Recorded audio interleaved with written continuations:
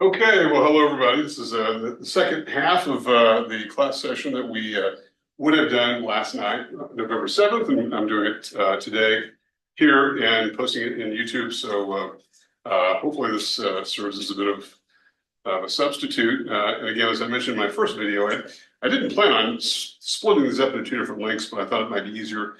That way you can maybe look at one and go away and come back and look at another one, another time or whatnot, rather than have one gigantic, 3-hour video. So anyway, that's my logic there. I've talked about the first 3 chapters in the text up to this point, and that sort of takes us to really where we had planned it to end, well, maybe the prior week. And so we're just a little bit behind the curve, but not seriously. As I mentioned in the prior video, that I do believe that we can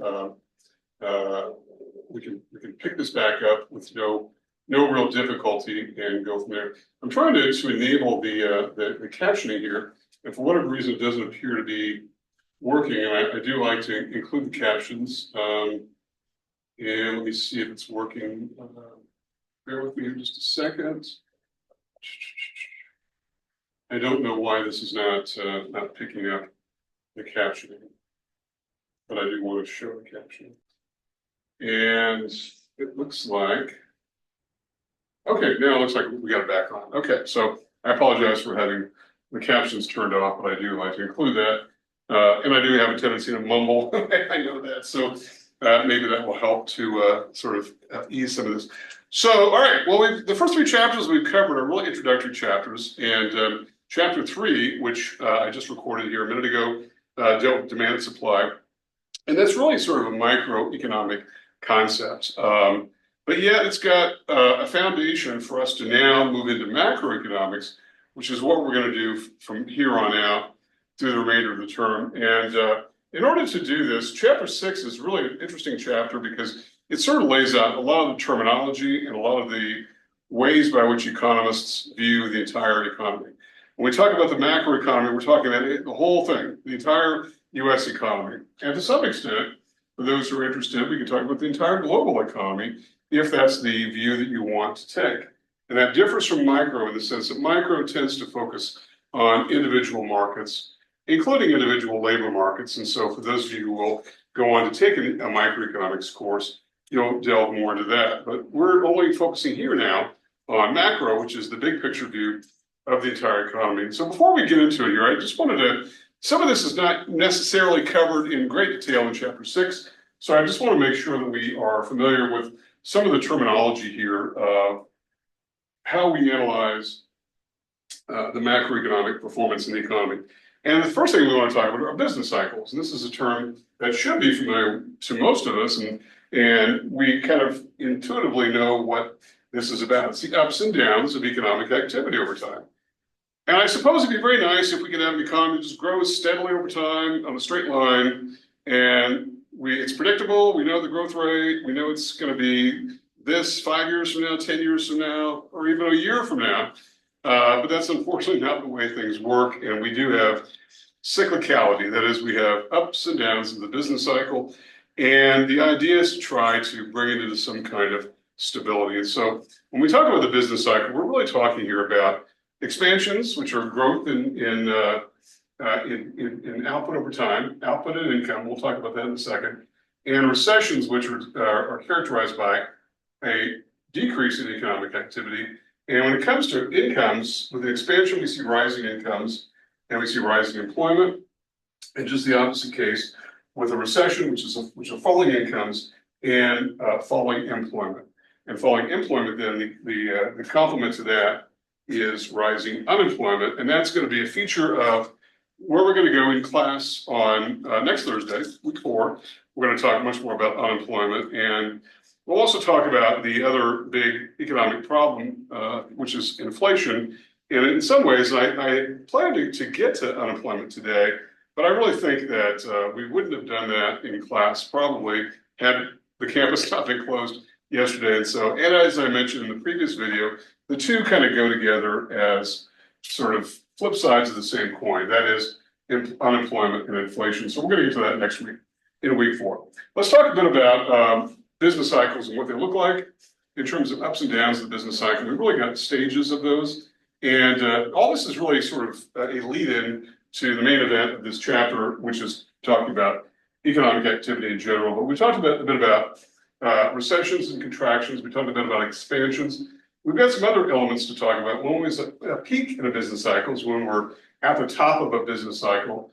And when it comes to all of these, whether it's a peak or whether it's a trough, which is the bottom of a business cycle, it's really hard to know where we are at any particular time. One of the problems with economic data in general, and you could say this probably pretty much about any kind of financial or even accounting data, is it's all historical. We don't really have a good fix on real-time activity. We can estimate it, and yet a lot of the estimates turn out to need revision. Just as an example of this, we'll talk about this big dollar metric that we call gross domestic product. And for the second quarter of the year, that is the period that ran from April to June, we've had a couple of revisions that have been revised upward, that the estimates were not as robust as what the reality turned out to be. As we have gotten more data and have done revisions, I say it's the government that collects this data and information. And so sometimes we just don't really know. We don't know if we're at a peak. We don't know if we're at a trough a lot of times. There are indications, and sometimes there are sort of anecdotal indications.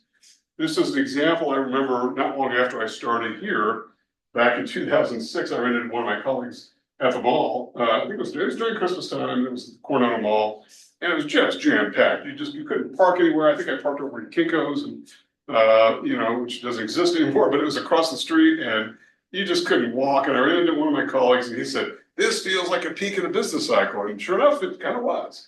And it took a little bit of time. We weren't maybe at the exact peak, but it kind of felt peaky. So, but that's not very rigorous. Just walking into a mall during Christmas season, it's probably always going to be crowded and you're going to park at some distance. But yeah, it just kind of sometimes feels like we're at this particular area. Or in a trough when sometimes things look just horrible. That's oftentimes, it's like the darkness before, it's darkest before the dawn, that sort of thing. So we don't always know. And we oftentimes don't know until after the fact.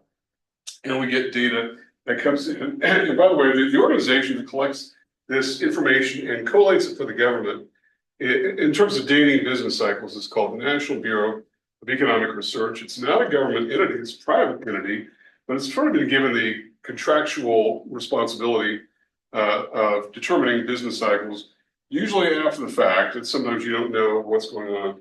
Now, this is not the organization that collects the data and reports it. I'll talk about who they are in just a minute, but it is an entity that is made up of economists in Cambridge, Massachusetts, who are in charge of really dating business cycles, ups and downs of these business cycles. To give you an idea of what these look like here, just as a bit of graphical representation, how do we model this? Now, we've already been seeing in beginning back really week one, where we had graphs that are in the first quadrant looking something like that. And in this particular case, in a macro sense, if we're trying to track output in the economy, output, which is the same as income, and I'll get to that in a second, the dollar value of output, which is a dollar figure, is equal to the dollar value of income, for reasons that I'll get to here in just a minute. But it's measured in dollar terms. And so when we have these ups and downs of the business cycle, what does this thing look like here? We know that over time, the business cycle goes up, down, up, down, up, down, that sort of thing. And I don't have the years attached to this. It's just a generic model. But the idea is that we could sort of track and pinpoint at some point a peak in the business cycle, which would be right here. Because after we hit a peak, we are going into a downtrend that we would simply call a recession.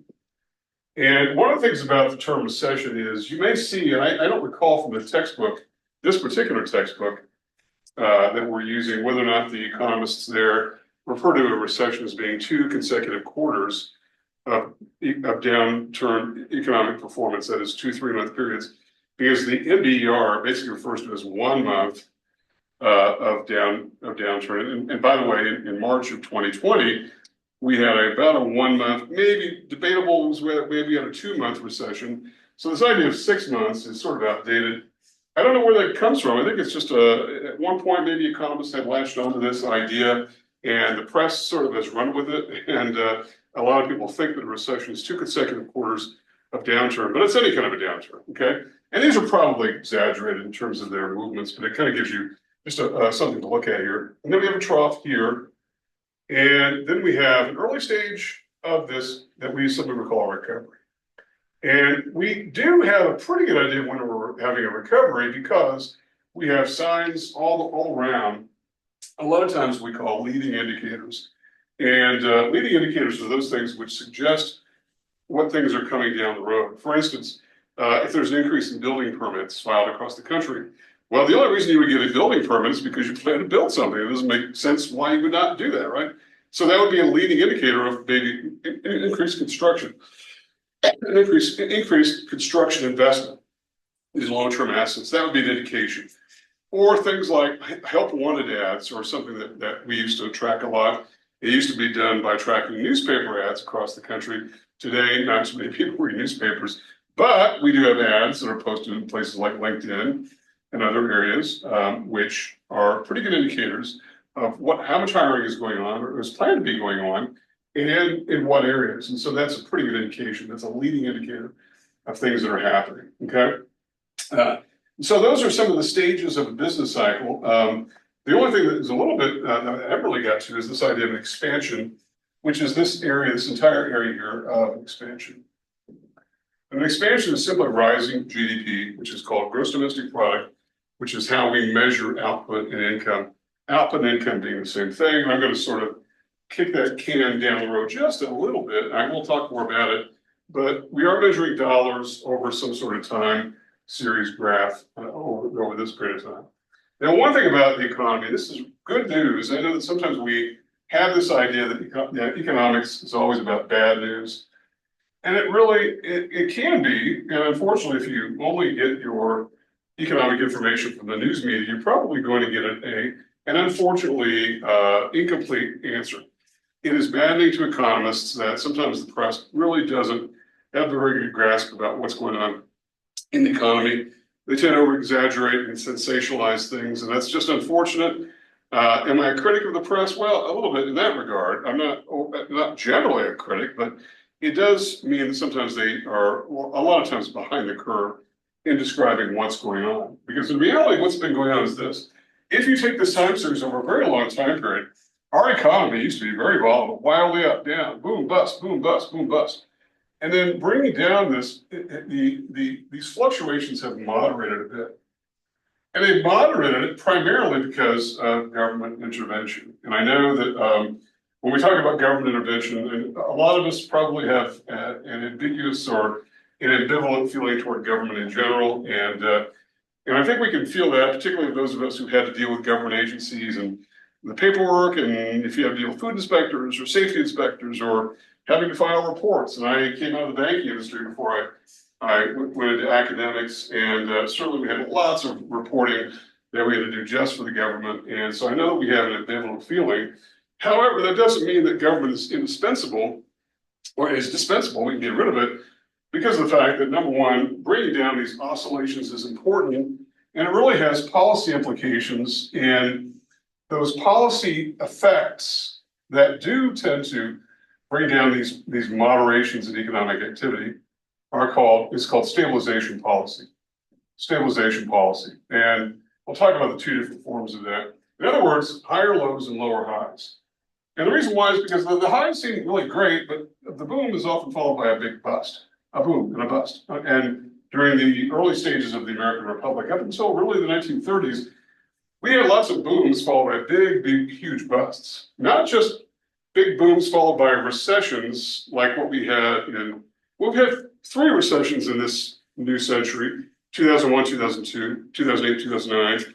I put those together. Those are the years in which they carried over. And then one very brief one in 2020, which was ameliorated really by government stimulus, and which we'll talk about a bit. And it did not allow for a big drop in the economic performance, which was something that's pretty interesting. But think about this. If you go back just to the 1800s, I know it's been a while, but we had not just downturns in the economy, we had full-blown depressions, which are complete structural breakdowns of the economy, huge rises in unemployment, lots of contraction in business activity. We had that in the 1830s, 1850s, 1870s, 1890s, a big one beginning in 1907. And those were just full-blown depressions. And of course, we had the big one, the Great Depression, which lasted forever in the 1930s, ran from about 1929 to about 1942. Only really got fixed by government stimulus as a result of having to go to war. And so that was an area where government stepped in. And obviously, that's not the preferred means of bringing an economy to full employment, that is going to war.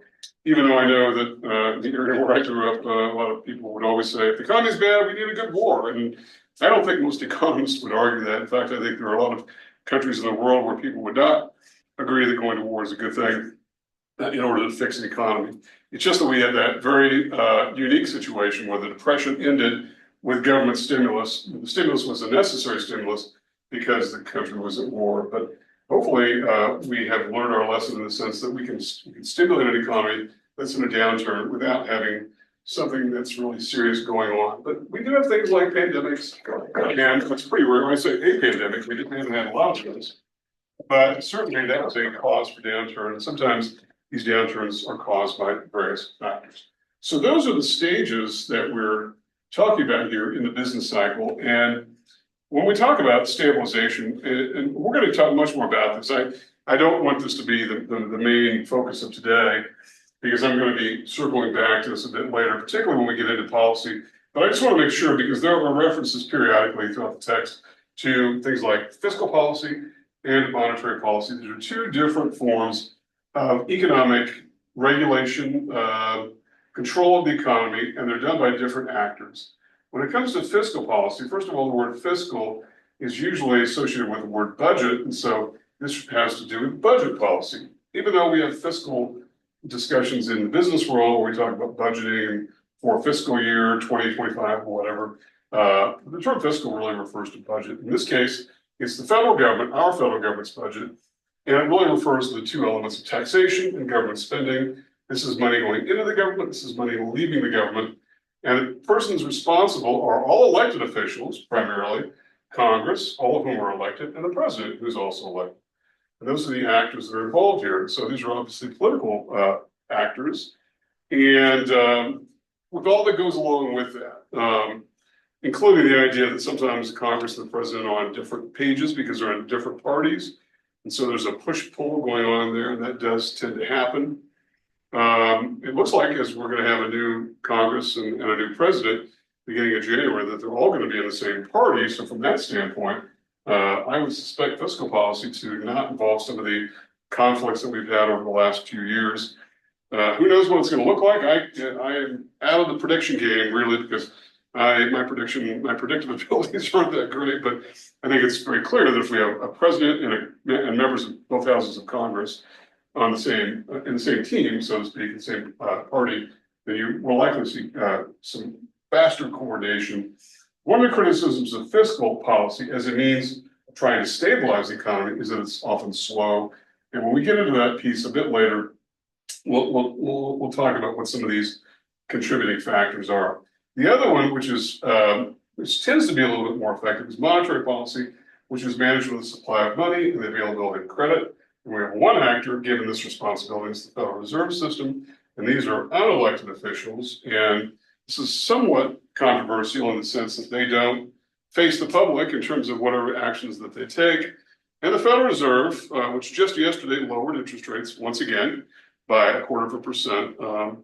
And I was able to see since we were off yesterday, I was home, so I was able to see the press conference of the Federal Reserve Chairman, and we listened to what his rationale was for the committee, which makes these decisions, and why they decided to lower rates and what their justification was. But they are unelected officials. In fact, one question posed to him was if the new president decides to remove him, could he do that? And he does not feel like he can do that legally. And we're going to see how that plays out. There's a little bit of drama in an agency that doesn't see a lot of drama, which I think is really kind of interesting, because one analyst said, oh, it was a pretty boring press conference, except for that particular question, and we will see what happens. But we'll talk about why the Federal Reserve members are unelected, and whether or not that's a good thing or a bad thing, I suppose, depends upon a person's point of view, but there's a reason for that particular structure of of organization. And then finally, before we get into the main issue here, something about real versus nominal. I'm going to come back to this because this is one I want to spend time on. And that is the way we measure economic output. We can either adjust it for inflation or we can choose not to adjust it for inflation. So I'm going to circle back to this because it's going to be an important situation that's going to come up again and again throughout the rest of this course. And that's the idea of what do we do about inflation and how inflation distorts the values of things, particularly over longer time periods. Okay? All right. So let's get into the main event here, the main heart of what we're doing. And that's talking about what is we're trying to do when we're trying to measure economic performance. And it's called national income accounting. And these accounts themselves are created by an agency called the Bureau of Economic Analysis. And their website is simply bea.gov. It's part of the US government, part of the Commerce Department. And it's not the same as the NBER. That's a nonprofit private entity. This is part of the government itself, and they collect the data. It's part of the U.S. Commerce Department. I'll give you some examples of. Well, actually, I'll give you the most recent data that I pulled up when I took a break here between segments, and we'll talk about what the output is that's being measured. These accounts are called the National Income and Product Accounts, the NIPA accounts. And if for those of you who are really curious and enterprising and have some time on your hands, you can get into this website, but it's like hacking your way through a jungle. It is just really, really thick and dense. And what's kind of maddening about it is that I've been doing this for quite a long time. And almost every semester, which I've been doing a new macro course, and I'm trying to pull up this data. It's looking at a different place. They keep changing the website. It'll just drive you nuts. And but I pulled up the two main data series that I really want you to see to talk about how we measure output. And we measure output by one gigantic figure called gross domestic product. Gross domestic product is the total dollar value of all final goods and services produced in the economy in a given year. So it's measured in dollar terms. GDP is always a dollar figure. And sometimes we adjust it for inflation, sometimes we don't, but we'll come back to that. But this term final goods is important because what it means is that there is a lot of output being produced in the economy, which is what we would call intermediate goods. And so these are goods, so all the output of farmers, for instance, doesn't go into GDP because whatever the output is, it becomes food products later down the road or seed or whatever. The output itself is not captured until it becomes a final good.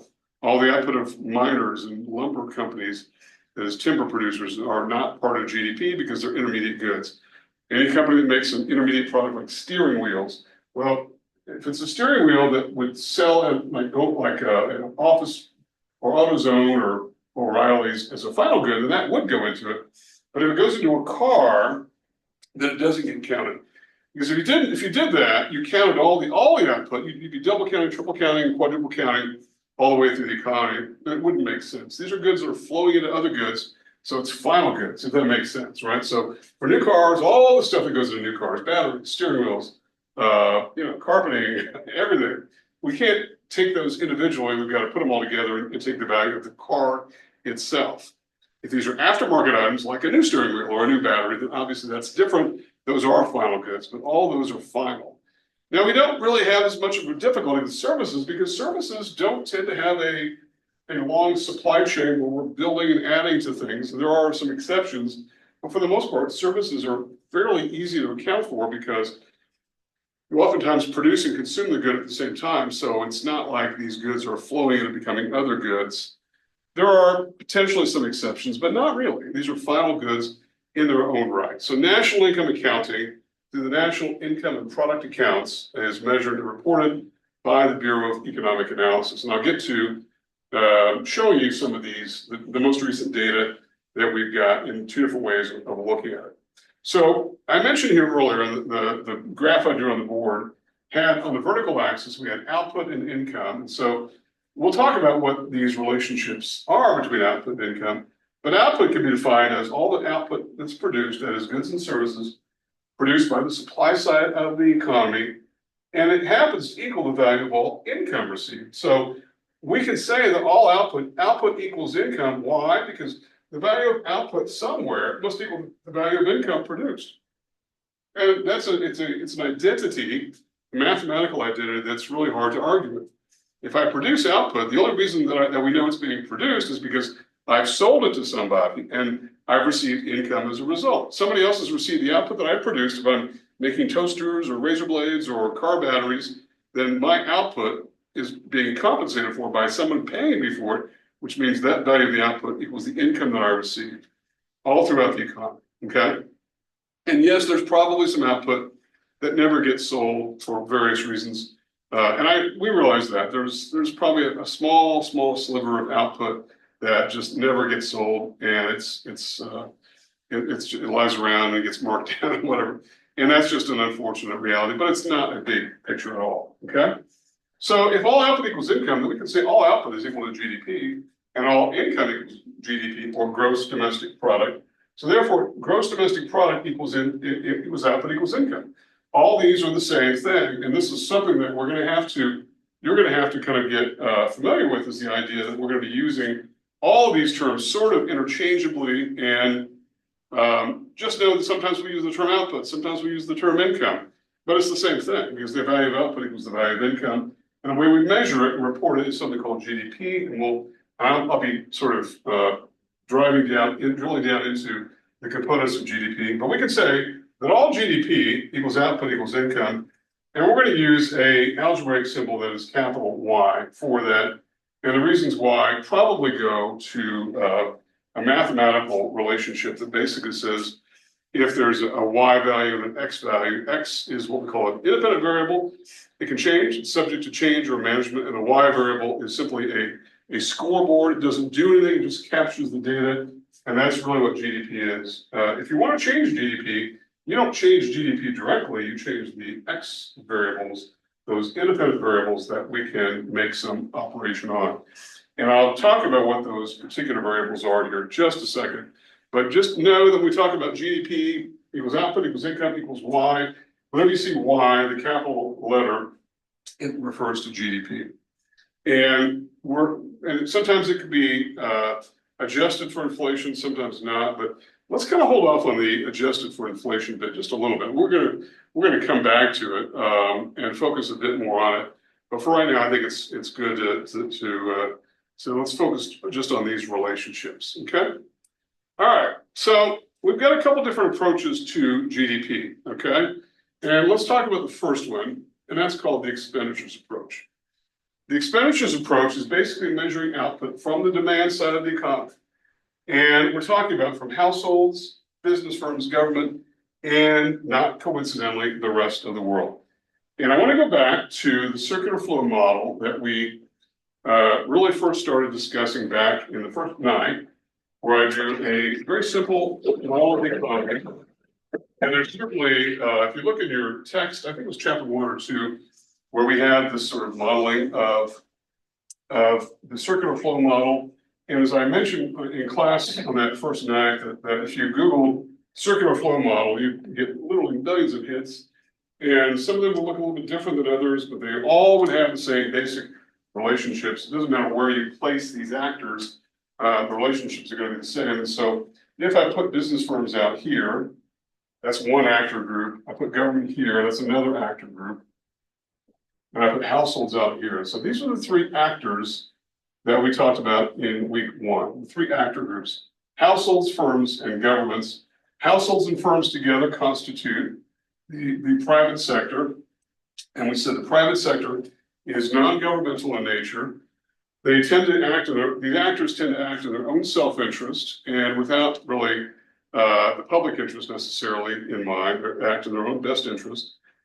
And that is what differs from the government, which is a public entity, it's a government entity, and all its agencies, which tends to act in the public interest, not in a private interest. The government is not looking to make a profit. Government does not make a profit. It's not a public sector concept.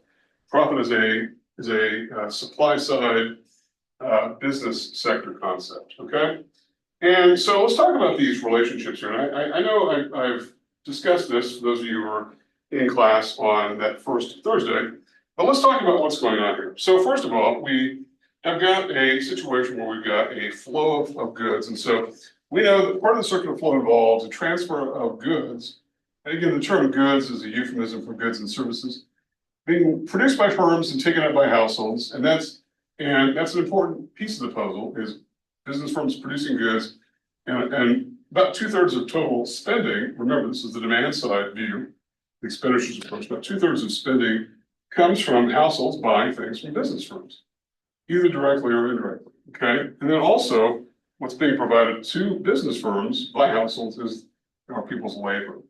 And we call this sort of red flow here, the physical flow, and sometimes called the real economy because it's the non-financial piece of this. And then if we talk about the spending, which is how we're going to measure this, we know that goods aren't provided for free. There's got to be a purchase going on here. And we're going to refer to that purchase, that spending from households as consumption, or simply put, the capital C. And that's one of the flows that we're going to be measuring in the expenditures approach, again, which is the demand side view of the macroeconomy. That's one of the major flows, and it's one of the components of expenditure within the economy. Likewise, we know that there's a money flow that goes to households from businesses, and we simply refer to that as wages. And that's not part of the spending pattern, but it is one of the elements that are going on, okay? So we've got C for consumption. Well, what about this? There's another element to this that we really didn't, I don't think we talked about in class when I first put this together. And that was the fact that businesses sometimes buy things from other firms. And so as a result, we've got a flow in this direction to compensate for goods that are exchanged from businesses to other businesses. And this flow represents what we simply refer to as investment. And we'll talk much more about investment, which we're going to simply call capital I. And that is another flow of spending in the economy that we're going to be getting to. We'll talk much more about investment, what it is, and what some of the elements are. And I'll get to that here shortly when we talk about what some of the components of these are. Okay? So that's the second flow. We've got a couple other flows here that we should talk about. And that is this, that we know that sometimes, without getting into the red part of the reciprocation, because I just don't want to get this too messy, but we know that firms pay taxes to government, households pay taxes to government, but also government buys stuff from from firms, right? They buy things like filing cabinets and aircraft carriers and rifles and vehicles. And so that's an element of spending we call government spending.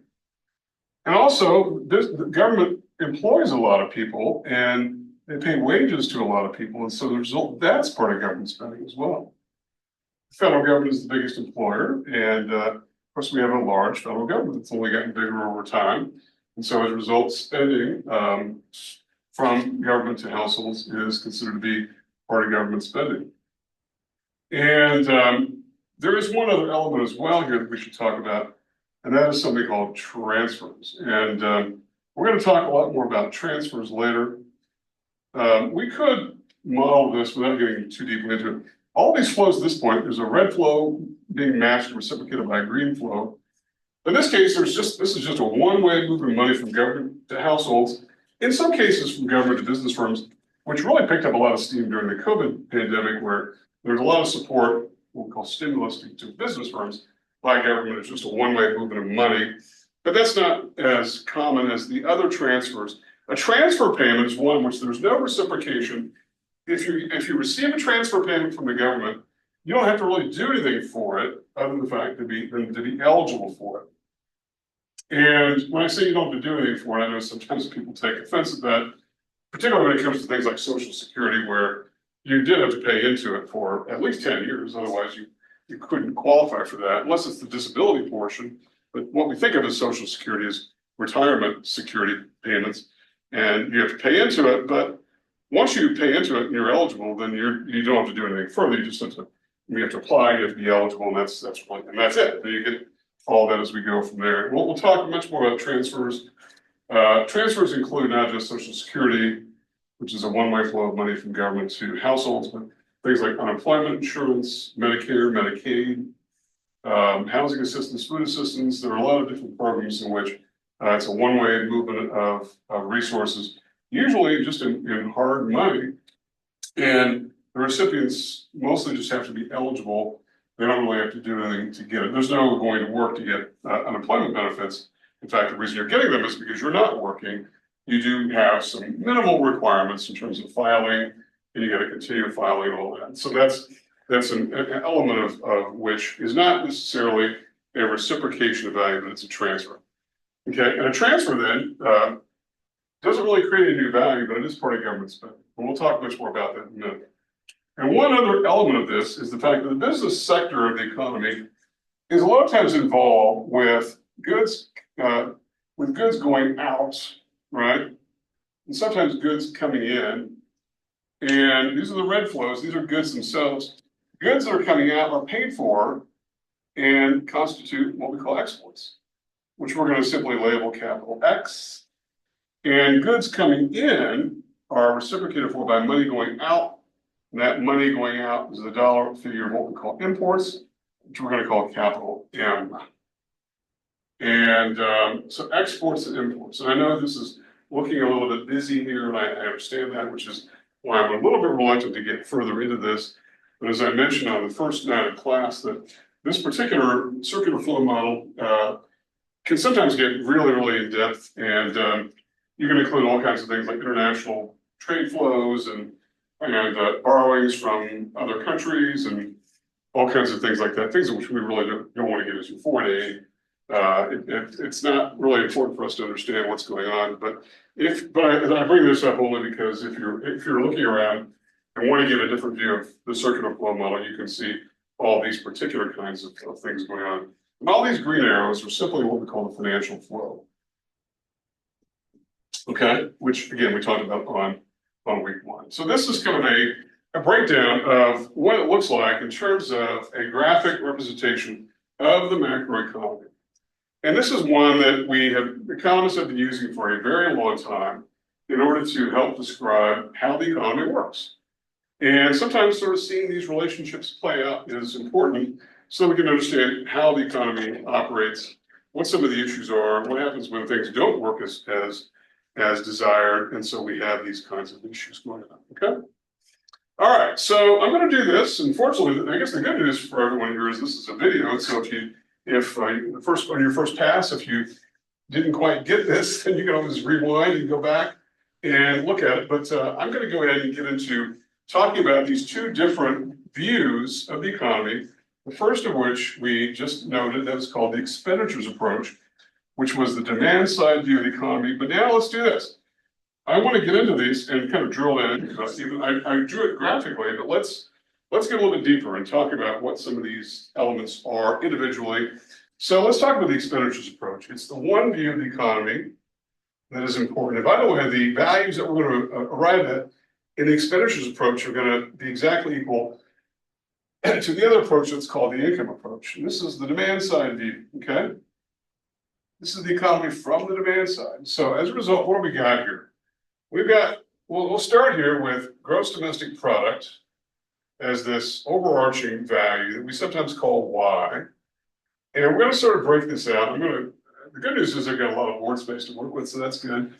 We're going to say that it's going to be composed of two of these four elements: consumption plus investment plus government spending plus or minus net exports. And net exports, which we'll X sub in, is the difference between exports and imports. And I'll get into why this is and why this is a positive or a negative.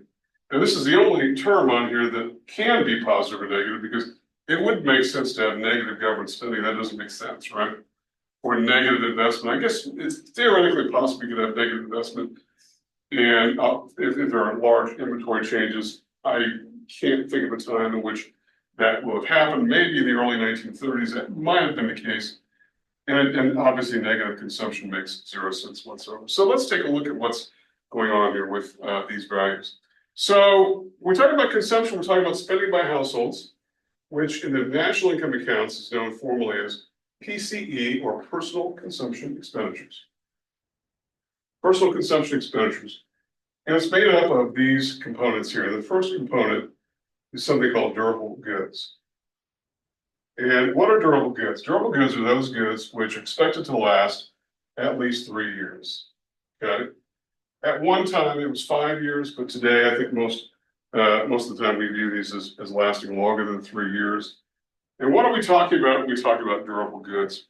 Durable goods, obviously they are goods that we buy with the purpose of using them for some time. And they include things like appliances, vehicles, furniture.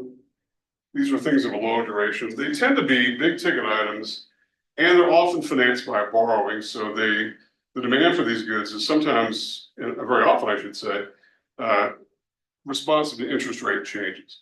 Now we're seeing interest rates come down here, and we saw another decrease by the government yesterday. And so we'll see whether that has any impact on the purchase of items like cars and other durable goods. Any kind of a vehicle is considered a durable good if it's for household use, by personal consumption use. So we're not talking about 18-wheelers, those are business assets. Or forklifts, you don't buy those for your house, generally. So as a result, those would be business assets. That goes in a different category. Also, what's not included in durable goods is any kind of real estate. That would not go in here for reasons that I'll get to here shortly. So durable goods are those goods like appliances, furniture, electronics, TV sets, stereos, computers, all vehicles, to speak of for personal use. Those are durable goods. And they oftentimes are very responsive to changes in interest rates. And so that's one factor, that's durable goods. The other form of goods is both physical goods in nature, or what we call non-durable goods. These are goods that are going to last, expected to last less than 3 years. And these include lots and lots and lots of goods here. All food would go into that category. Clothing would go into that category, even though probably a lot of us have, coats that have been around for 3 years or longer, or maybe a sweater or something. But nonetheless, these are not assets that are going to live for 15, 20 years usually. I mean, I suppose there are exceptions, but these are non-durable goods. Things like cleaning supplies, things that we use, things that we get when we go to the grocery store, almost always non-durable goods. If they're not an appliance, so food and clothing and health and beauty products, these are all non-durable goods. And so those are an important part. These tend to not be very sensitive to interest rates because we tend not to borrow money to buy those.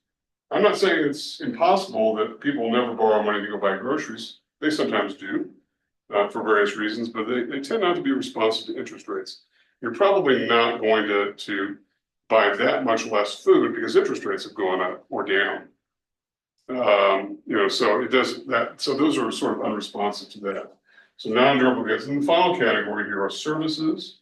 And services are those goods which are non-inventoriable, they're not of a physical nature. And a very large category here is healthcare.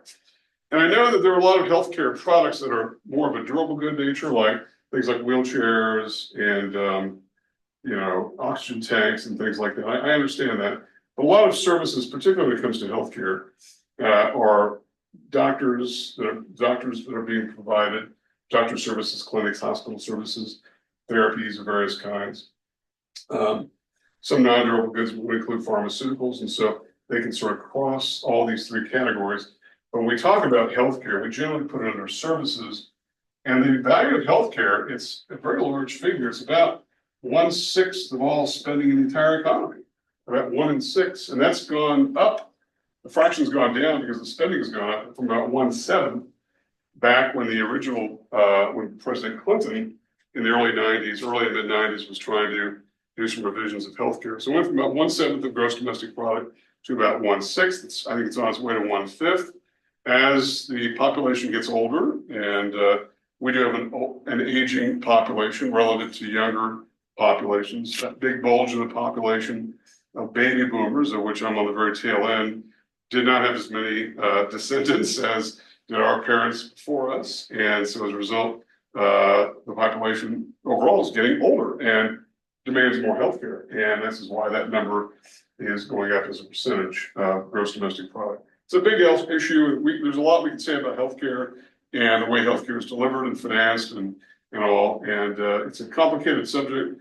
There are people who do entire doctoral degree programs on healthcare economics.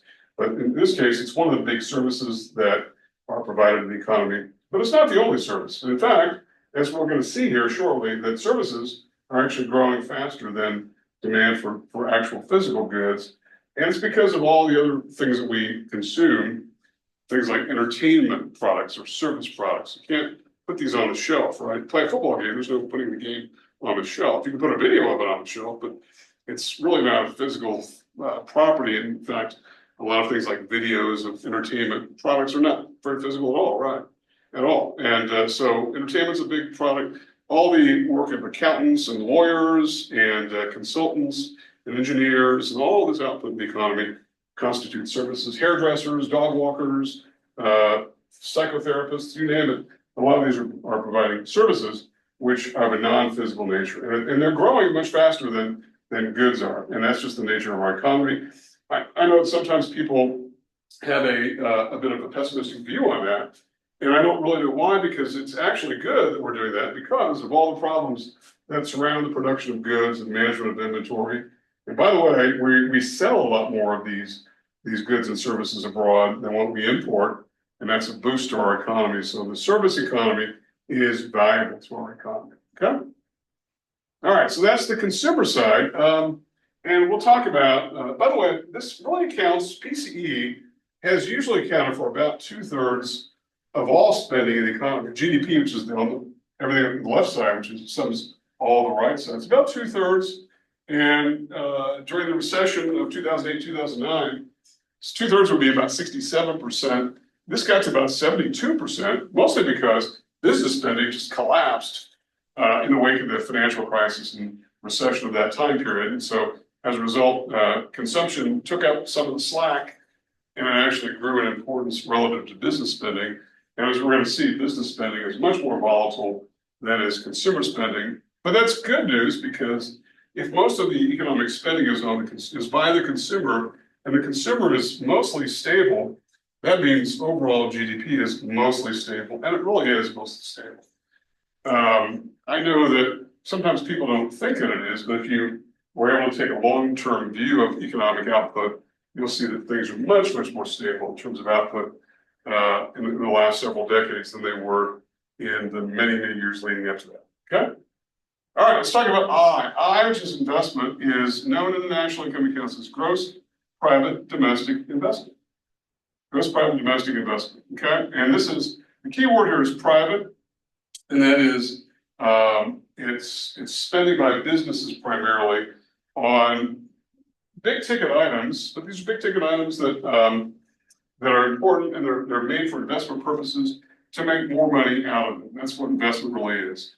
From a business context, we invest, we put money into something. It's an asset, something which is owned that we can either sell as inventory or use it to make more output in the economy. Okay. And so, what are the components of this? There are three main components of this.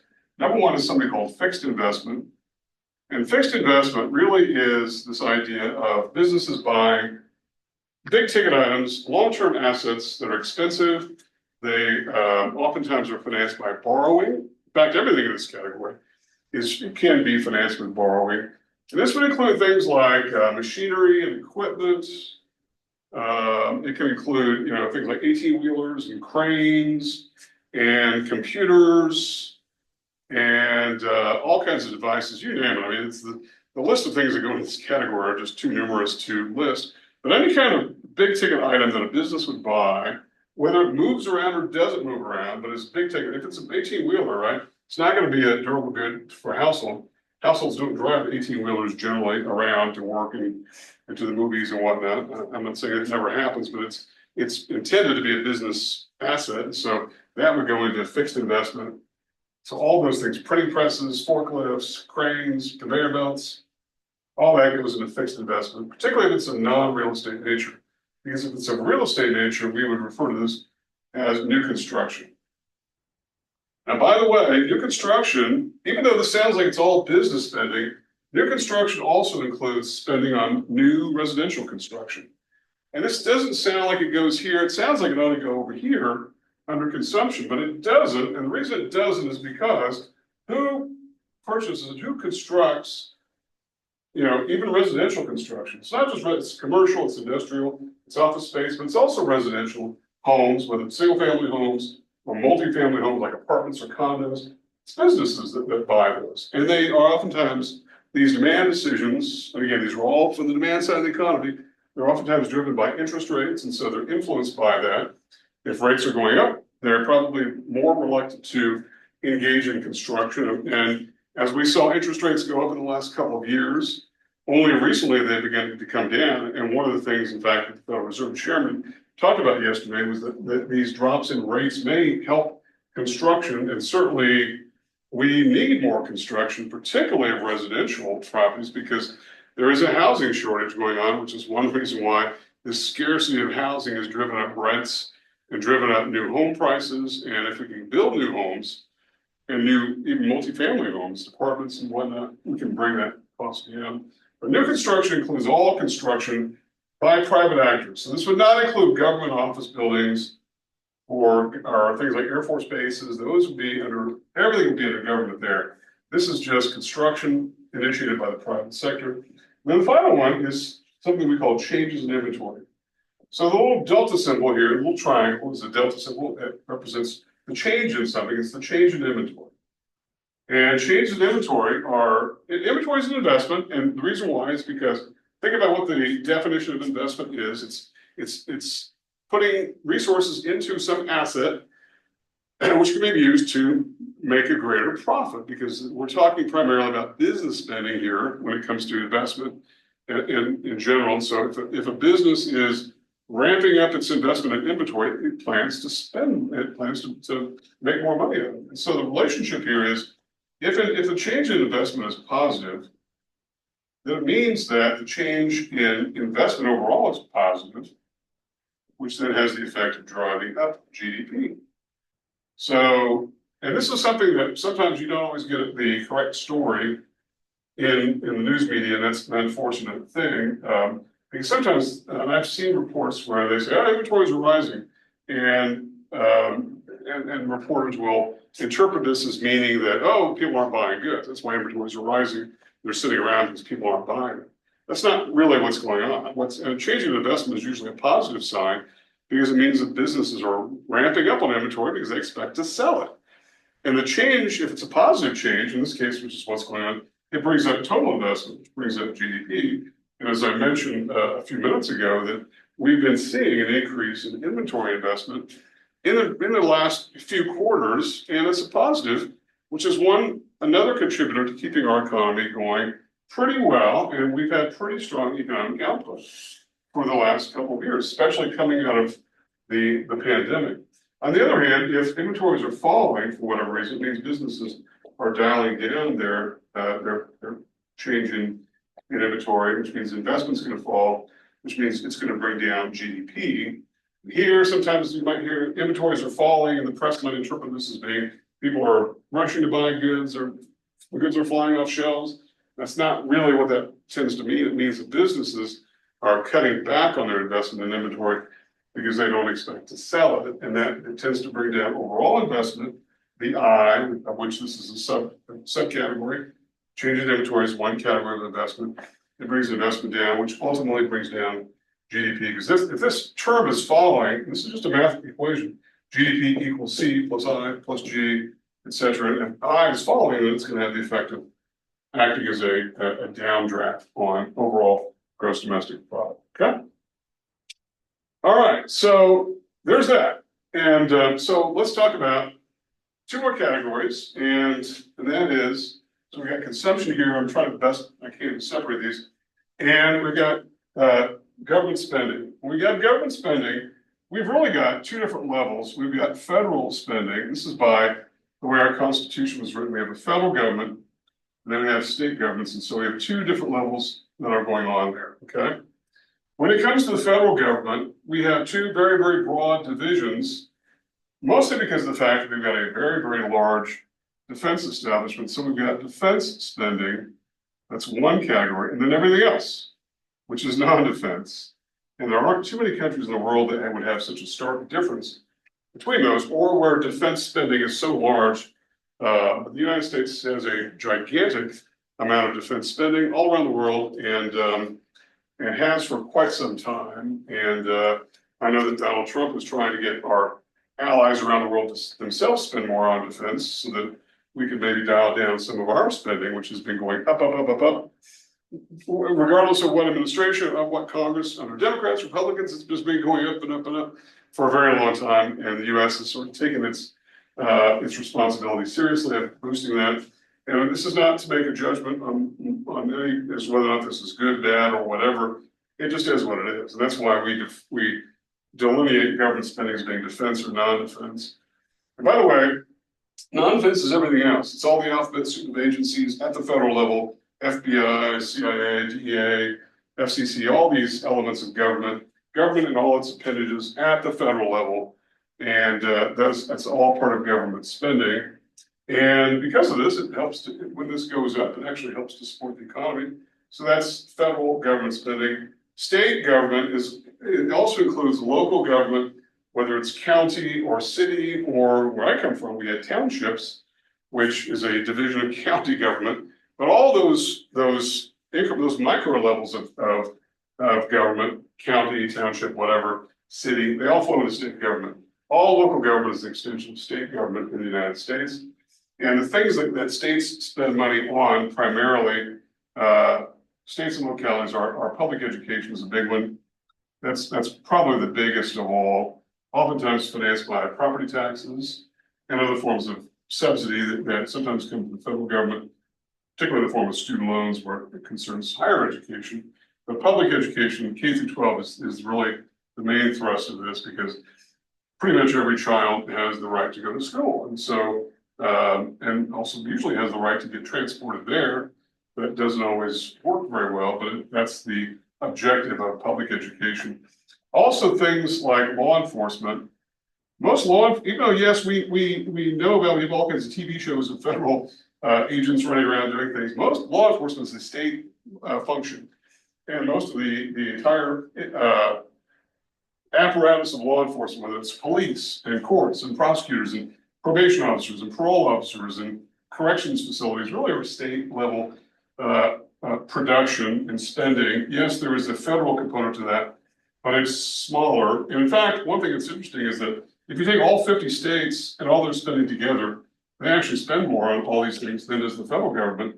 And that is something that is surprising to a lot of people, because we think that it's all paid for with income taxes, because most of us pay a lot more in federal income tax than we do in state income tax.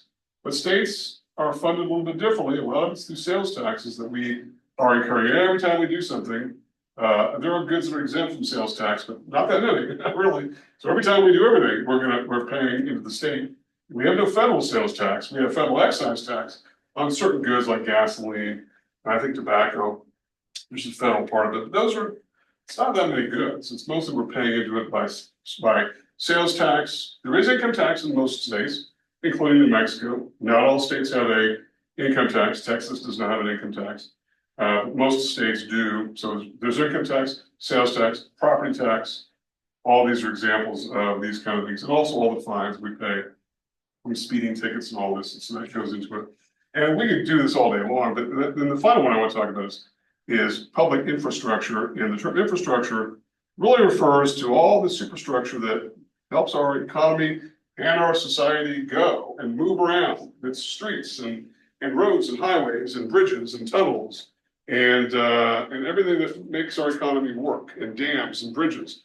These are, and a lot of times these are funded by the states. Even things like the federal highway system are maintained primarily by the states in which these bits of road exist, and the federal government can extend cash to do that.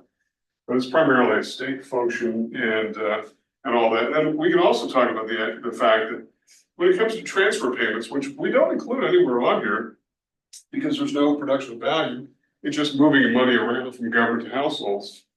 So things like unemployment benefits and whatnot, and let's just take unemployment benefits and Medicaid. Those are really federal programs that are administered at the state level. So if you become unemployed and you file for unemployment benefits, and we're going to talk much more about that next week in Chapter 8, you're going to be working with the state agency, even though it's a federal program, and the tax of that is a federal tax on businesses. And some states have a state unemployment tax that's very, very small compared to the federal tax, but it's administered by the state. Same goes with Medicaid as one. It's a medical assistance for lower to moderate income households. And we'll talk a bid more about some of those programs as we talk a bit more about transfers in general as we get going, okay? So those are the first three terms: consumption plus investment plus government spending, and then final one is exports. So let's think about what net exports, X sub N, N being net, means the difference between exports and imports, which is why this could be a negative, and at the moment, this is negative. And it's been negative for almost every year for the last 60-some years. I think we had a year or two in the early 90s in which it turned positive for a very brief period of time, mostly because of the war in the Middle East and a lot of goods were moving around. There was a sort of a worldwide downturn as a lot of the world was at that war. That war didn't last very long, fortunately, but it did cause a downturn. But for the most part, in the United States, this has been negative for a very long time, meaning that if exports are less than imports, then what that means is if you're exporting less than you're importing, it means that you're sending more money out of your country than what's coming in. It means that that one's country, this is the United States, for instance, where we have a negative term, it means we're financing the output income of foreign producers to a greater extent than what foreign consumers are financing our output income. It is an outflow into the economy, okay? It's an outflow which has the effect of bringing down GDP. And this is a condition that we call a trade deficit. So any country that runs a trade deficit with the rest of the world has got a downdraft in GDP where they export less than what they import. It means that they're financing the rest of the world greater than what the rest of the world is financing their output income. So it's a downdraft in the economy. And we've had a trade deficit for a very long time. And at times it's been considered to be a problem. You don't hear much about it these days, mostly because it's not as large as overall GDP, which is about $29 trillion. And I will get into some of the numbers so you can see for yourself how these all sort of stack up against each other. But that's what's going on. Now, there are economies in the world in which they have exports that are greater than imports. And in fact, somebody's got to make up for all the deficits, because the deficit's got to be absorbed somewhere in the economy. So if there's a case in which a country's exports are greater than its imports, that has a positive effect on GDP, it's a boost to the economy that we refer to as a trade surplus.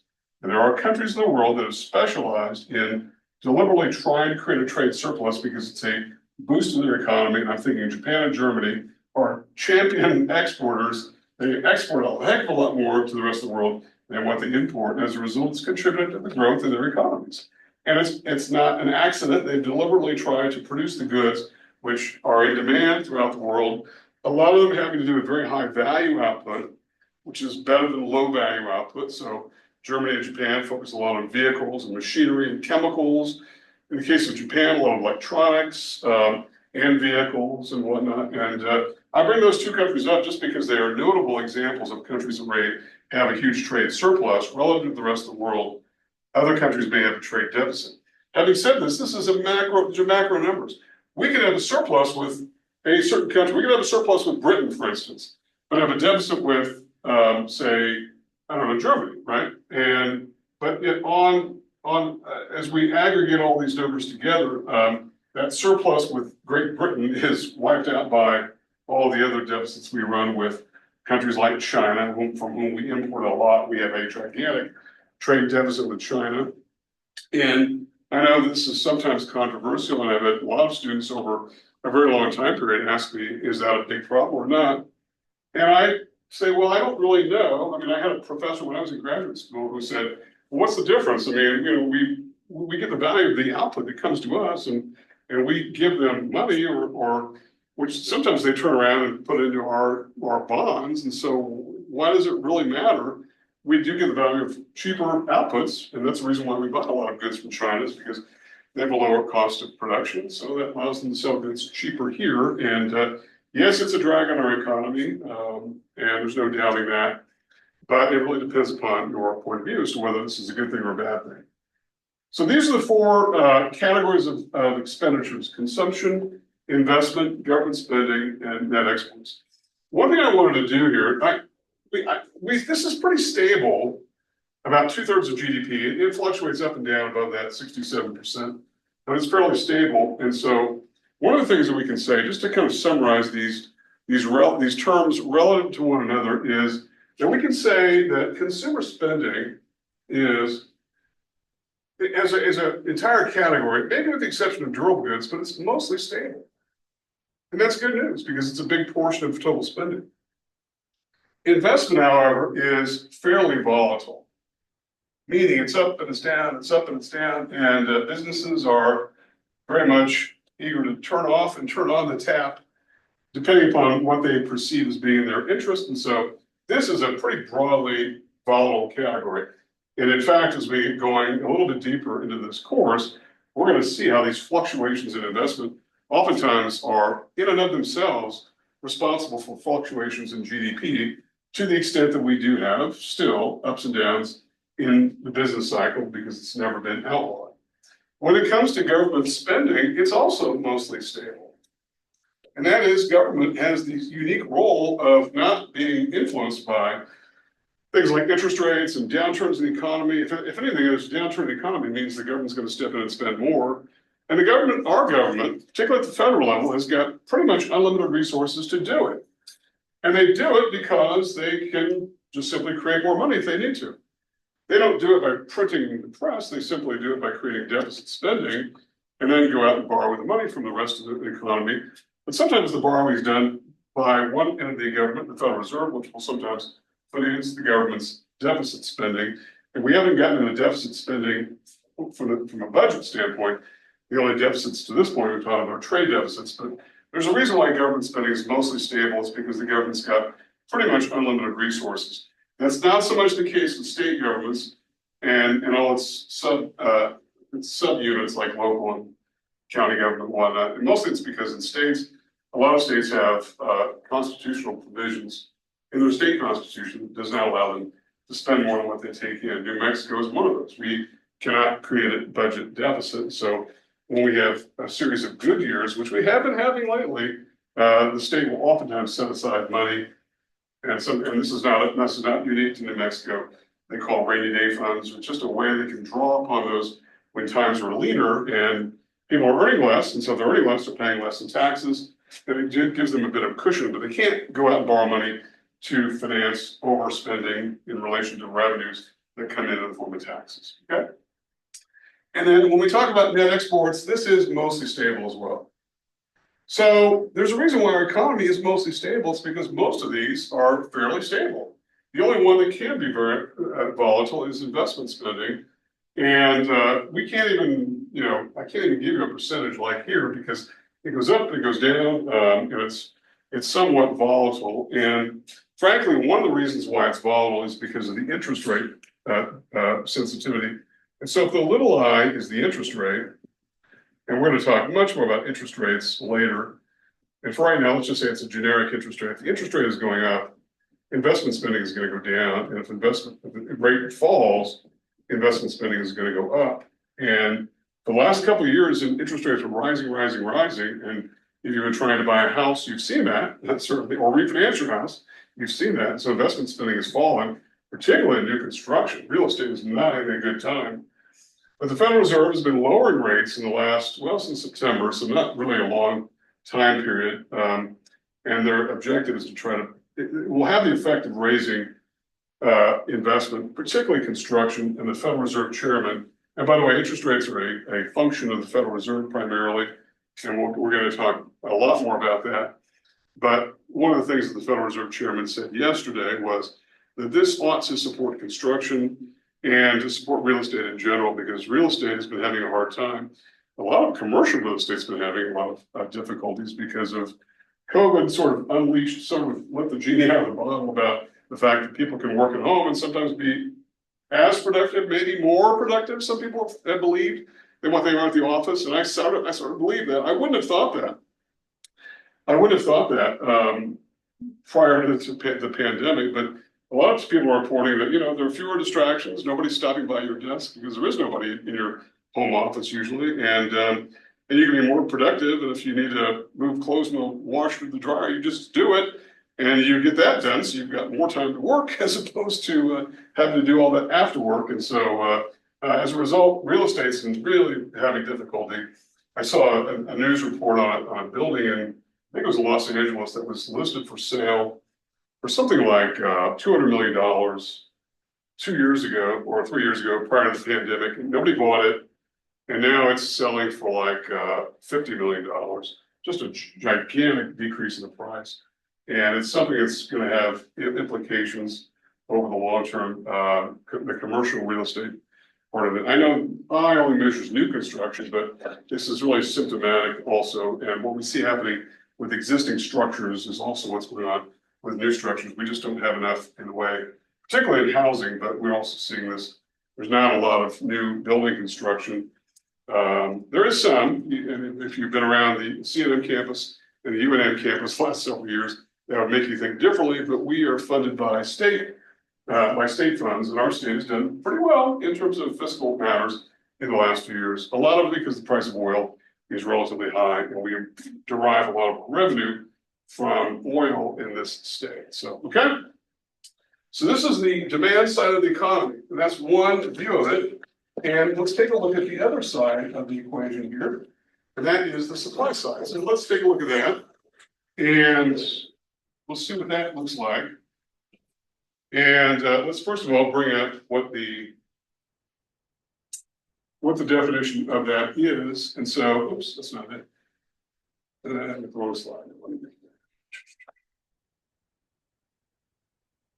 Okay, and that's the income approach, and that's the supply side of the macroeconomy. So this is the second view, the expenditures approach, the income approach. These are the two means by which we measure macro performance in the economy that's measurable. And by the way, the expenditures approach, the dollar value of output there has got to equal the dollar value of the income approach. And the reason why it just has to, it doesn't make sense that they cannot. And if they don't, after putting all the numbers together and making the estimates and collecting the data, if they don't, then there's a way to sort of plug that gap through what's called the statistical discrepancy. And it's just a way to sort of plug the hole in the budget numbers that simply arise because of a difficulty that sometimes exists in collecting data. Okay? All right, let's talk about the income approach here. So I'm going to take this down and talk about what it looks like. And then after that, I will show you some of the current numbers from the BEA, and these are ones that I just pulled up today, and I'm going to go ahead and erase all this and then start with that. And what's interesting about this sort of is the way that we sort of present the expenditures approach sort of horizontally and kind of go left to right across the view here. And we're going to say with the income approach, we're going to go from top down, top to bottom sort of thing. And I don't want that to be necessarily associated with so-called trickle down, because I think that's, first of all, I don't really like the term very much, but it's not necessarily how things work, although it sort of is. And it sort of is, because most of the output in the economy is produced by corporations who dominate the economy. And to the extent that a lot of the income is made up of wages, then that is a derivative of corporate output. And I say corporate, I know there are other forms of businesses, but they really pale in comparison to the contribution to output made by a corporation. So the income approach is the supply side view of the economy. And when we say supply side, it's not just businesses, it's also labor, because if you're a worker, you're providing your output, whatever you do, your output goes to the business side of the economy, to the supply side, which is why you're compensated by businesses or by government. But you can make the case that government does provide output in the economy. It's just that it's not subject to the same sorts of competitive terms that we might see in the private sector economy. Okay? All right, so let's take a look here at GDP. And by the way, when I give you the data here, it's going to look a little different when I pull up the BEA data from the income approach. And part of the reason why is because these numbers, they're long lists, and they can slice and dice these in all kinds of different ways. I'm going to give you the sort of Cliff Notes version of the income approach, just because if we don't, it's going to be too unwieldy. So let's start with GDP, which equals Y. We're going to start there. And then we're going to sort of work our way. This is the big, huge, this is the entire pie, right?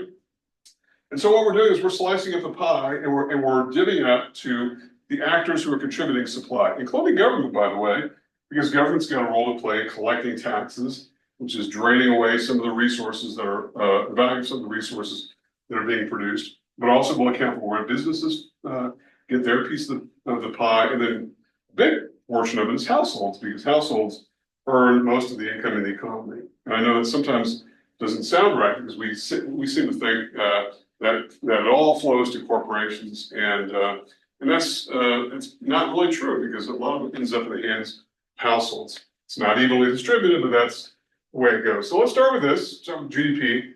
And we're going to take out here, we're going to reduce this by something that we call consumption of fixed capital. This is not a gigantic figure, but it's, in the accounting world, we would simply call that depreciation. And that is, we produce some of this value is expensive, big ticket items, but as we're producing it, it's also losing value. It's depreciating, and so that's one issue. It's not a gigantic number, but it does reduce GDP to something we call net domestic product, and that's simply after taking out that depreciation number. From there, we have a change in this. It can be positive, it can be negative, and that has to do with something called, which I mentioned a minute ago, called statistical discrepancy.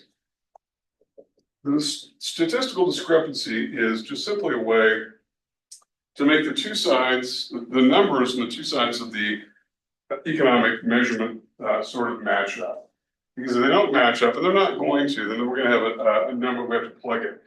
And this is several $billion, but fortunately it's not as large as what you might think. And there are a lot of reasons why we have this discrepancy between what we estimate for the demand side, that is the expenditures approach, and the supply side, or the income approach. Some of it is just simply the difficulty in measuring things. And there's some activity that's really difficult to measure. Sometimes it doesn't get reported. These numbers, the GDP numbers, are revised a couple of times as new information comes in. In fact, we saw the GDP numbers from the second quarter, as I mentioned a bit ago, being revised a couple times upward.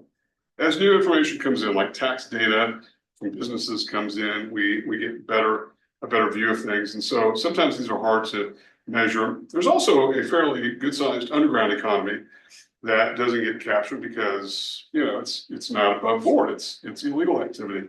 And so illegal activity, and obviously the drug trade looms large here. Drug dealers are probably not going to report that income on tax returns. So it becomes difficult to trace, and they don't tend to be making large bank deposits. So that's part of the issue there. And it isn't just the illegal narcotics trade, it's a lot of other elements, some of which are purely innocent because they just don't get reported very well. People paying babysitters or paying cash for your neighbor to change your oil, those are issues that sort of make this difficult to track down. Okay, so that's a plus or minus. Then we have another plus or minus, and that's something called net foreign factor income. Okay, and what is this? This is a figure that really represents the difference between the income of Americans who earn income abroad and the income of foreigners earning income in the United States.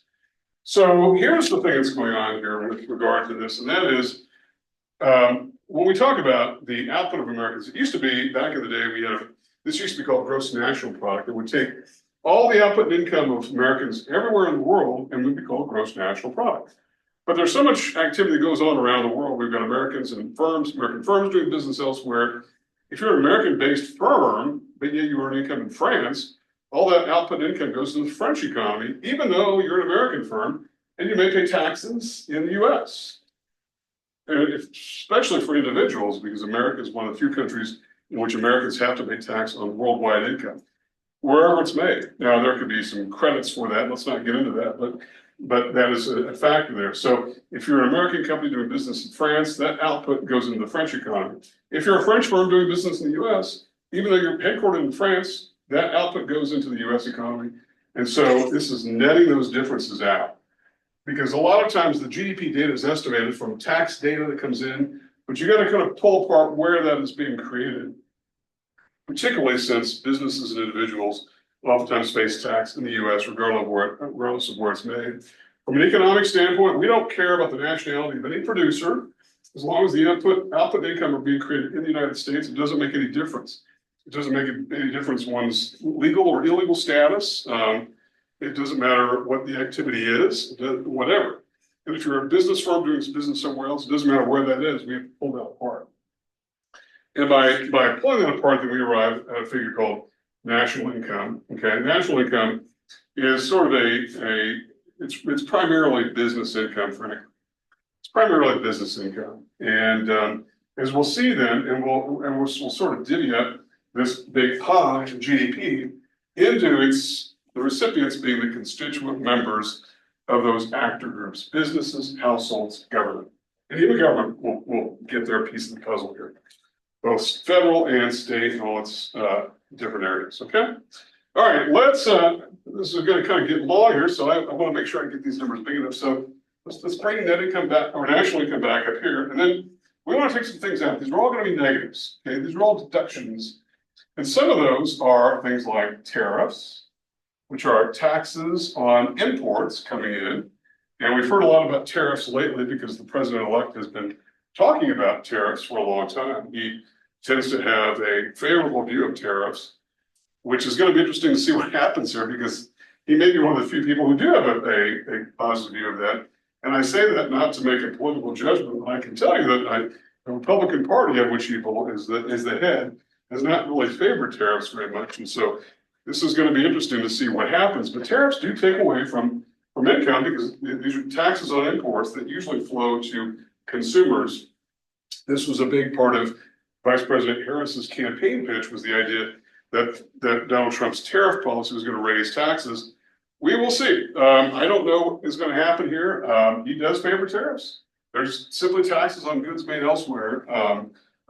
Taxes usually flow to ultimate buyers in the U.S. We'll see what happens, but there's no question that it results in a reduction in income, because the tax goes to the government, basically. It's a way. It used to be the way the federal government used to raise taxes.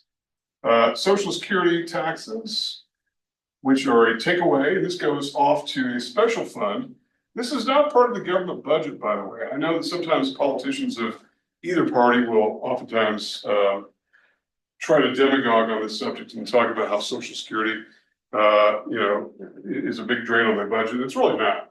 This is only funded by taxes, by payroll taxes, a tax on businesses and a tax on workers during their working phase. And it is a takeaway. It reduces. We're working our way down households, by the way, and so it takes away from the ultimate disposable income that one might earn. And everybody's got to pay Social Security taxes if you work. If you're an employee, even if you're self-employed, you have to pay these taxes. In fact, you pay more taxes than an employee does, because there's no employer to share the other half of the tax with. So Social Security taxes, there's no refund on these, unlike income taxes, where you may get it all back, and then a little bit more. Social Security taxes are money that is gone. And if you die after working 20 years and you have no spouse or no children, then that money has been long gone. It's not coming back to anyone. That's what makes Social Security a little bit different. But we rely upon Social Security, and at one point in the next several years, maybe I will as well. So we hope that still stays intact.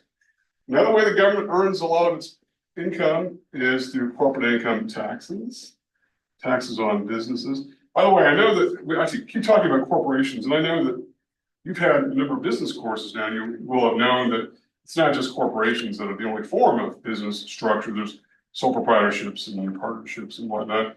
But those are taxed at the individual level anyway.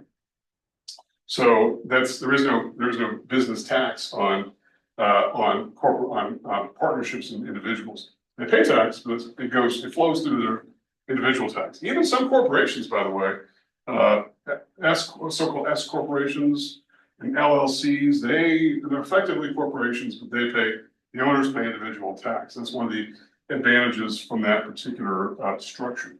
Okay, so corporate income taxes, this is a way that government is receiving part of its picture. Also, remember, if this is business income, some of that income never makes its way to the household level, and it basically becomes what we refer to as undistributed corporate profits, which in the accounting realm, we simply call retained earnings. That is, businesses earn income but don't distribute it all. They hold on to it and they just build up a war chest, or they use it for a rainy day, or they use it for future investment, or to buy a competitor, or whatever, because we're working our way down the household. So this does not become household money. So these are all negatives, but then we have to add on this issue of transfers, because even though transfers are not a component of GDP, they don't create value, they're just moving money around. If we're working our way down to households, we need to get transfers in there somehow. And transfers are things like Social Security payments received by households, Social Security, things like Medicare. I've talked about some of these, unemployment benefits, Medicaid. I mean, it's a fairly long list. Some it's federal and state both, but those are examples of transfers. Also including transfers, things like student aid. So if you get a grant, like a Pell Grant, that's a transfer. You just have to be eligible to get it. And I don't include that here just because the list goes on and on and on. And in the interest of time, I won't go through all the transfers, but food assistance and housing assistance, all those are transfers. And they had to add into individual compensation in order to get ourselves down to personal income, which is the income of households. This is household income, but it's on a pre-tax basis, and so that's pre-tax. And so if we take out of this, then the negative, we have to, so less means subtract personal taxes, primarily income taxes. Then we arrive at the very bottom line called disposable income. Okay, so that's the income approach. And again, these categories, there are more categories. There are things like foreign transfers and things like interest on debt and assessments on banks. Well, I mean, there are all kinds of categories, which I thought it's easier, it's less time consuming to just focus on some of the highlights, which is what I've done here. But notice what's happening. If we start with GDP, which is the entire pie, you've got different actors receiving their pay. Businesses, that's the one block in the circuit of firms. You've got government collecting tariffs, social security taxes, income taxes, and whatnot. You've got government sending money back out for transfers. You've got government being compensated here, so that's the second block. And then you've got households receiving their pay through disposable income. And disposable income is not just wage income, but it's primarily wage income. And by the way, when economists use the term wages, it's a very broad catch-all for any kind of compensation received by households for doing some output, some labor output. So it's wages, it's hourly wages, it's salaries, it's overtime, bonuses, commissions, tips, and all that. And included with that is not just wages, right?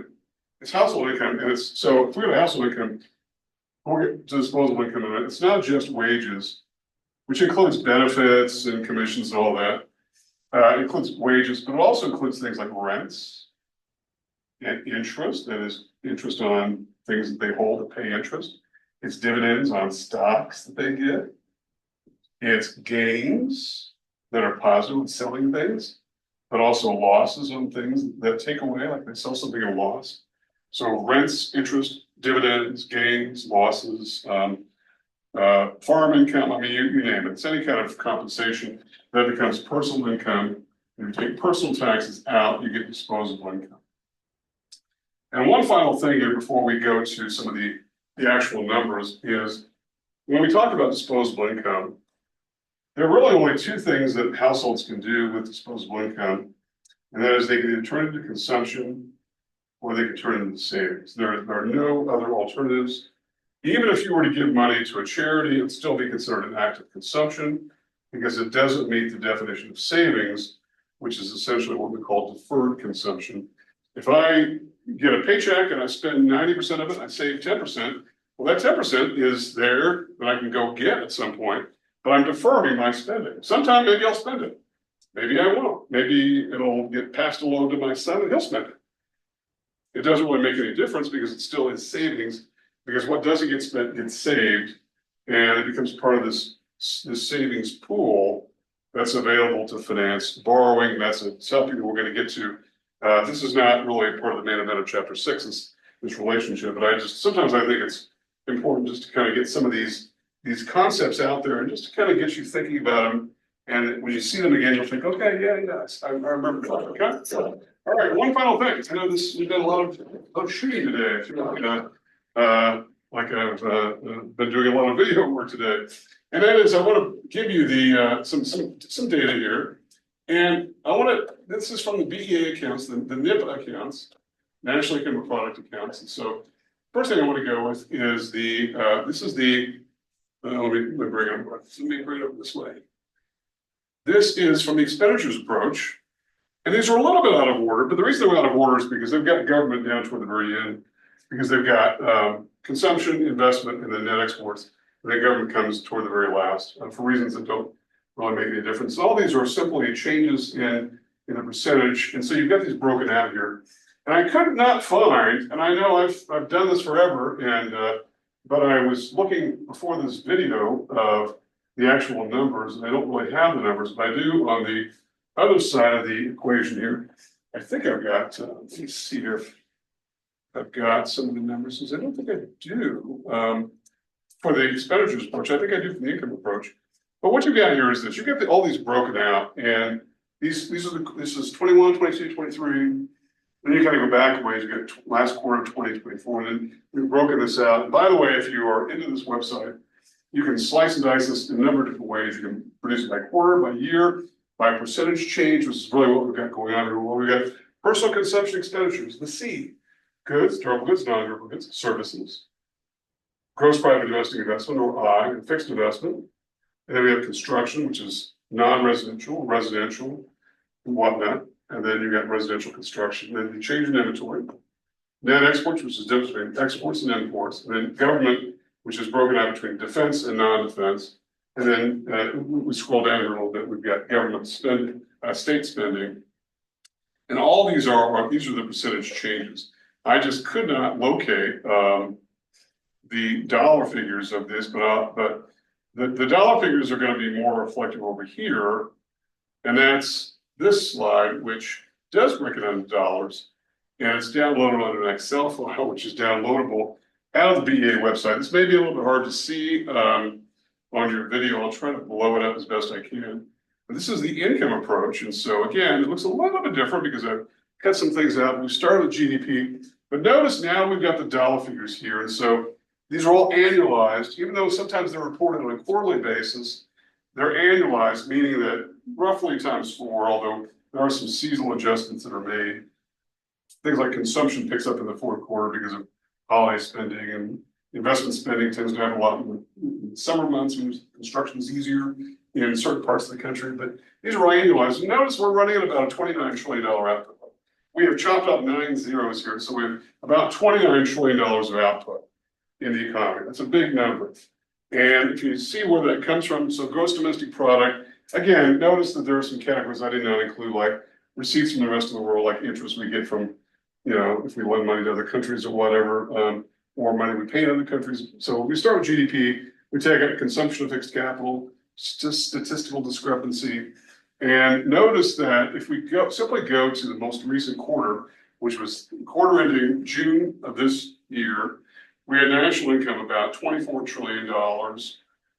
And we work our way down here, and we're going to get to, it doesn't break out disposable income just yet, mostly because we don't really know what the taxes are going to be just yet. But if you work your way down here, you should get wages and salaries. And compensation of employees generally is about $15 trillion. And so that's about over half of GDP that arrives on the doorstep of households. And some of that's wages and salaries and all that goes into it. Supplements like bonuses and benefits and things like that. And you've got business income, some of which is, from proprietorships and partnerships. And notice you got rental income, about $1 trillion in rental income. And you got interest broken out. So this is an example of what's going on. And there are all kinds of different ways by which we can view economic output in the economy, and the GDP approach from income sort of tells us where all the money is flowing. And this data is reported on a quarterly basis. It's updated a couple of times as new information arrives and is updated in the national income accounting, and it's fully available, and it's public information. Not that everybody takes the time to look at it because it is dense, and as I mentioned a minute ago, or a while ago. It's like hacking your way through a jungle because they keep moving things around. And I've been doing this for 30 years or so, and I still have trouble locating what I'm looking for. And they keep updating the website, probably to everyone's disadvantage. But it's there. If I had time, I would do it. But I wanted to make sure that I got all this video recorded for you today, so you have this. So that kind of does it for everything I wanted to really talk about in chapter 6. And I don't think I have any more to go over here, other than the fact that a good jumping off point is going to be and where we're going to start when we come back on Thursday in 6 days, and that is talking about some of the downsides of GDP. And that's really the last thing. I think it's important for us to sort of review a little bit. You can ask questions of me at the beginning of class or anytime, really. But I'll talk about what some of the downsides are. But I want to hold on to this because some of this is going to relate to price level changes, which is going to be a little bit more germane to what we're going to be talking about in most of the class on Thursday, dealing with price level changes and what effect that has on economic data reporting. Okay. All right. Well, hopefully you benefited from these videos. And if you have questions about anything, feel free to contact me. I will pick everything up next time from here, and we'll talk about the main event. We'll be talking about unemployment and inflation. And then because we have an exam next week, I'll probably talk a bit about the exam too, even though it'll be available. I think it'll be available Monday. I think my syllabus said it'll be available Friday. I may make it available just in case you want to get a jump start on it. Most of you probably want to wait, which is probably what I would do. Wait till after class on Thursday. So you have Friday, Saturday, and Sunday, but it's entirely up to you. Instead of making things due on Wednesday, I like to give you more time and give you through the weekend. I think it's to your benefit. But I think that's, but if you want to stay on a particular schedule, that's entirely up to you. Okay. All right. Well, let me know if you have questions, and hopefully I will see everybody in class on Thursday. So have a great weekend. See you next time.